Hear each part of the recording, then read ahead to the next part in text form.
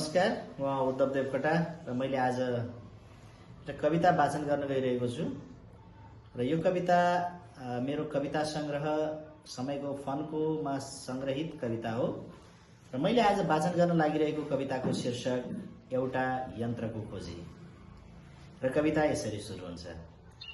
आजभोलि साँघुरो परिधिभित्र घेराबन्दी भइरहेको छ मान्छे। आजभोलि साँघुरो परिधिभित्र घेराबन्दी भइरहेको छ मान्छे। उसले चिन्दैन आफन्तको मिठास, उसले नाप्न सक्दैन अपनत्वको परिमिति। नसक्छ मान्छे भएर नै जिउन, बरु सबैभन्दा अगाडि जाने होडबाजीमा समयका रिमोटले कुदाइरहेका यन्त्र मानव झैं बधाइरहेको छ उसले मापन गरेको दूरीको लम्बाई। तर हरेक पल छोट्याइरहेको छ सम्बन्धका तारहरू। आजभोलि कैद भएका छन् मान्छेका मोटु, आजभोलि कैद भएका छन् मान्छेका मोटु। चिथोरिएर संक्रमित भएको छ ज्ञानेन्द्रिय, इन्फेक्सन भएको छ परोपकारको दर्शन र म सेवा गर्छुको भावना। लोपोन्मुख भएको छ दुःख साट्ने र खुसी बाँड्ने संस्कार र परानुभूतिका हार्दिकता।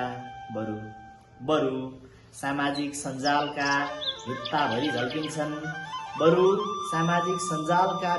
झल्किन्छन् फोस्रा मानवताका निष्प्राण मुख्याचाहरू बनेर शुभकामना, बधाई, सम्वेदना र श्रद्धाञ्जली। म खोजिरहेछु एउटा यस्तो सरल यन्त्र जसले मानिसमा फर्काउन सकोस् समभाव र हार्दिकता। म खोजिरहेछु एउटा यस्तो सरल यन्त्र जसले मानिसमा फर्काउन सकोस् समभाव र हार्दिकता, बिउताउन सकोस् समालोचनात्मक चिन्तन। चिर्दै केही छैन र हुँदैन भन्ने निराशाको अँध्यारो, मथिङ्गलमा छर्न सकोस् झुसिल किराबाट पुतली बन्न सक्ने मेटामर्फोसिस विचार, उब्जाउन सकोस् हिलोमा कमल फुलेको देख्ने सकारात्मक दृष्टिकोण। अनि फेरि पुनर्जागरण हुन सकोस् मानवीय चेत बनेर मखमली र सयपत्री मुस्कुराउन सकुन् ज्ञान र विज्ञान एउटै आँगनमा।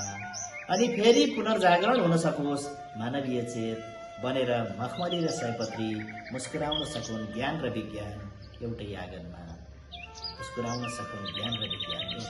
हस्त नमस्कार।